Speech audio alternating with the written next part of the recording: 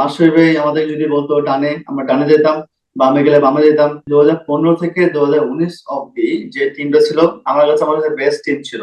Last যে টি-20 খেলেছে নিউজিল্যান্ডে, অ্যাজ ওপেনার খেলেছে। আমি আমি কখনো ওপেনিং করি নাই, আমার লাইফে ওপেনার না আমি, যে আমি এখন ওভার হইনি বা শেষ হয়নি। অনেক অনেক কথাই বলে ক্রিকেটের। এখানে মাঠ পড়ে থাকে, ফ্যাসিলিটি পড়ে থাকে, প্লেয়াররা আসলে প্লেয়ার কম। এখানে অ্যালেক্স সেলসরা খেলতেছে। আমি এখন যে বাংলাদেশে থাকবো, এখন আপনি জানেন যে বাংলাদেশে এখন বর্ষাকাল, ন্যাশনাল টিমে খেলার জন্য এত কিছু করা হচ্ছে, ক্যারিয়ার এখন শেষ হয় নাই।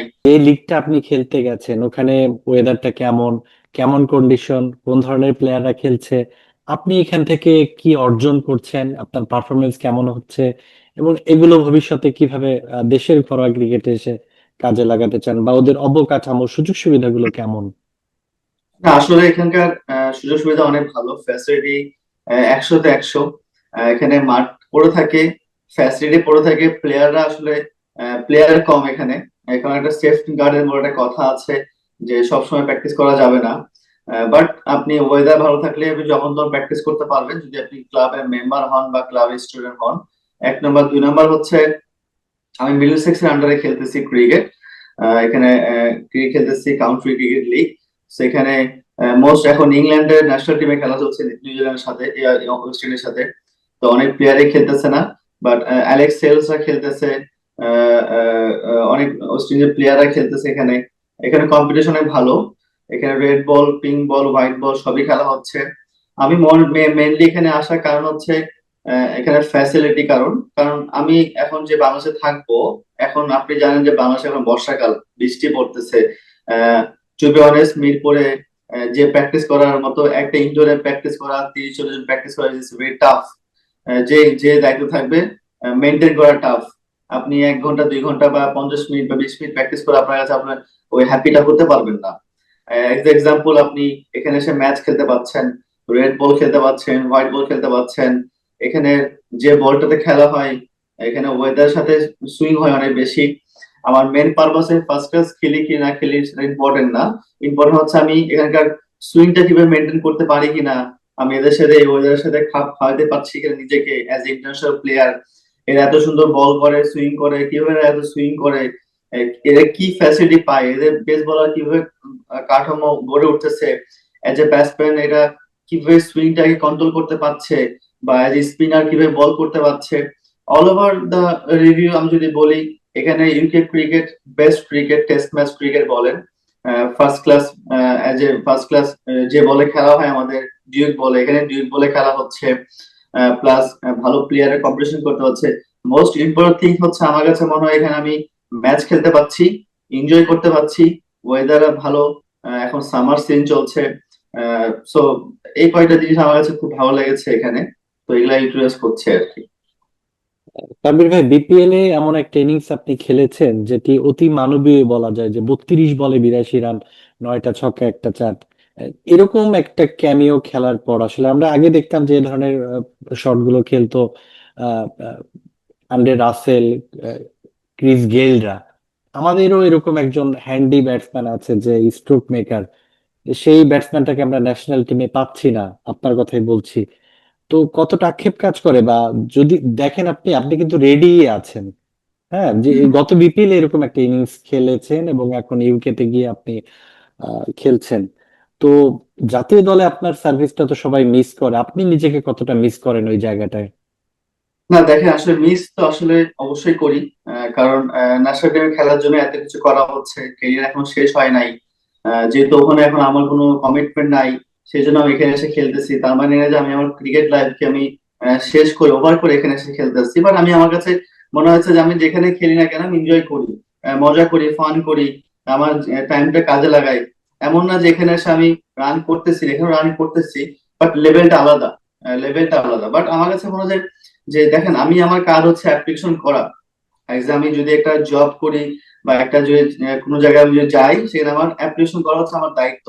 অ্যাপ্লিকেশন গ্যারান্টেড করার দায়িত্ব হচ্ছে ওই পার্টের, মানে আদার সাইডের, যিনি ওখানকার মালিক থাকবেন বা যে দায়িত্ব থাকবেন, তাদের দায়িত্ব অ্যাপ্লিকেশন গ্যারান্টেড করা। বাট আমার কাছে মনে হয় যে ঢাকা প্রিমিয়ারটা আমার কাছে ইম্পর্টেন্ট ছিল, যেটা হয় নাই। বাট আমার কাছে মনে হয় যে কিছু প্লেয়ারের জন্য হয়তো বা এটা নাও হতে পারে বা হতেও পারে। যে একটা দুটো ইনিংস অনেক সময় মানুষের কাজে লেগে যেতে পারে। অ্যাজ এ টি-20 ব্যাটসম্যান, আমার তো ফর্মার টি-20 প্লেয়ার, আমি টি-20 ঢুকেছি। ওয়ানডে 7 নম্বরে খেলতাম, ওটাও একটা টি-20 ফর্মার ছিল। লাস্ট যে টি-20 খেলেছি আমি নিউজিল্যান্ডে অ্যাজ ওপেনার খেলেছি। আমি আমি কখনো ওপেনিং করি নাই, আমার লাইফে ওপেনার না আমি। সামটাইম যখন ক্লাব চাই বা টিম চাই তখন আমাকে করতে হয়। আমি অ্যাজ এ নট ওপেনার, এটা একটা দিক ছিল আমার জন্য, চ্যালেঞ্জ ছিল, বাট আমি একসেপ্ট করেছি। ফেল হয়েছি, আমার কাছে প্রবলেম নাই, বাট আমি ফেল যদি হইতাম যে আমি 7 নম্বর 6 নম্বর বা 4 নম্বর ব্যাটিং করে ফেল হতাম, এটা আসলে ঠিক ছিল। বাট ওপেনার হয়ে ফেল করা, আর ওপেনার ছিল না, এটা একটা আমার জন্য খুবই শখ ছিল। প্লাস আমি একসেপ্ট করেছি চ্যালেঞ্জটা। আসলে এটা কিছু করার নাই। বিপিএল যেটা বললেন যে আলহামদুলিল্লাহ ভালো গেছে, সিজনটা ভালো গেছে। টি-20 ফরম্যাটে চেষ্টা করছি নিজেকে গড়ে তোলার জন্য, যে আমি এখন ওভার হইনি বা শেষ হয়নি। অনেক অনেক কথাই বলে ক্রিকেটের। সো জাস্ট আমি একটু হয় না, নিজেকে ঠিক করেছি, নিজেকে প্র্যাকটিস করেছি ঠিক মতো। তো এই ফ্যাসিলিটি, আমি যে ফ্যাসিলিটি প্র্যাকটিস করেছি, নিজেকে নিজেকে ফ্যাসিলিটি তৈরি করেছি, নিজে একা প্র্যাকটিস করছি, পুরো মাঠ নিয়ে প্র্যাকটিস করেছি। মেশিন ছিল না, স্ল্যাব নিয়ে কিনে প্র্যাকটিস করছি। অবশ্য আমি যদি আরেকটু ভালো ফ্যাসিলিটি পেতাম তাহলে একটু ভালো রেজাল্ট করতে পারতাম আমার তরফ থেকে, বাট এটা আমার হাতে নাই। ওভারঅল আলহামদুলিল্লাহ, আমি যেটা বললাম যে অ্যাপ্লিকেশন করা হচ্ছে আমার দায়িত্ব, বাকিটা হচ্ছে আদার সাইড থেকে কিভাবে নিবে সেটা আসলে ইম্পর্টেন্ট। তাবির ভাই, আপনি যখন ন্যাশনাল টিমে আসেন তখন সমসাময়িক সময়ে মোস্তাফিজ, পরে সৌম্য সরকার, নাসির হোসেন ছিলেন। আমাদের ন্যাশনাল টিমটা মাশরাফি ভাইয়ের নেতৃত্বে তখন খুব ভালো করছিল, 14, 15, 16 এই সময়টায়। তখন জাতীয় দলের বন্ডিংটা আমরা দেখেছি খুব ভালো, সবার সাথে সবার একটা ফ্রেন্ডলি, জুনিয়র সিনিয়র একটা ভালো কম্বিনেশন ছিল। সাকিব, তামিম, মুশফিক, মাহমুদুল্লাহরা ছিলেন, আপনারা ইয়াংস্টাররা ছিলেন। যৌথ একটা কম্বিনেশনে বাংলাদেশ একের পর এক সিরিজ জিতেছিল। তখন আমরা স্বপ্ন দেখেছিলাম যে বাংলাদেশ একটা সময় হয়তো 4, 5 র্যাঙ্কিং এ থাকবে, তখন 6, 7, আস্তে আস্তে আমরা কিন্তু 7 পর্যন্ত এসেছিলাম। এখন বাংলাদেশ ওয়ান ডে টি-20-তে 10 নম্বরে নেমে গেছে। এটা কি কল্পনাও করেছিলেন কিনা যে বাংলাদেশ এত নিচে নেমে যাবে, বা তখন দলের শক্তিগুলা কি ছিল, আর এখন জাতীয় দলে কি মিসিং আপনি মনে করেন দূর থেকে?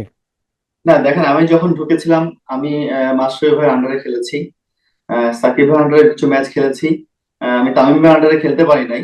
বাট আমাদের 2015 থেকে 2019 অব্দি যে টিমটা ছিল, আমার কাছে বেস্ট টিম ছিল। যে আমাদের 5টা সিনিয়র প্লেয়ার ছিলেন, সাথে আমরা 4 জন 5 জন জুনিয়র প্লেয়ার ছিলাম, 2-3 জন মধ্যপথে ছিল। তো আমরা টিমটা এত ব্যালেন্স ছিলাম যে আমরা সবাই একটা ইউনিট ছিলাম। এখন ইউনিট আছে, আমি বলবো না ইউনিট নাই, বাট রেজাল্ট কেন হচ্ছে না এটা আসলে ফাইন্ড আউট করার দায়িত্ব হচ্ছে কোচ আর ম্যানেজমেন্ট যারা আছেন। এটা আমিও কিছু বলার পারবো না, যে আমি আউট অফ টিম, ভিতরে কি হচ্ছে এটা আমি বলতে পারবো না। বাট আমি যখন 2015 2019 সাল পর্যন্ত ছিলাম, টিমের ইউনিট ছিল অনেক ভালো। আমরা সিনিয়রদের সাথে বাইরে যেতাম, একসাথে ডিনার করতাম, লাঞ্চ করে সবাই একসাথে একসাথে থাকতাম। একটা ইউনিট ছিল, মাস্টার আমাদের লিড করতো। মাস্টার আমাদের যদি বলতো ডানে, আমরা ডানে যেতাম, বামে গেলে বামে যেতাম। জানি না তারপরে কি হয়েছে, বাট আমার কাছে মনে হয় 2015 থেকে 2019 বেস্ট টিম ছিল ফর বাংলাদেশ। আমরা 6 নম্বরেও নেমে গেছিলাম, 6 নম্বর পর্যন্ত চলে আসছিলাম, অলমোস্ট 5 ছুঁই ছুঁই ছিল। আমরা তখন টানা 5টা সিরিজ জিতছিলাম আমরা 2015-তে এসে।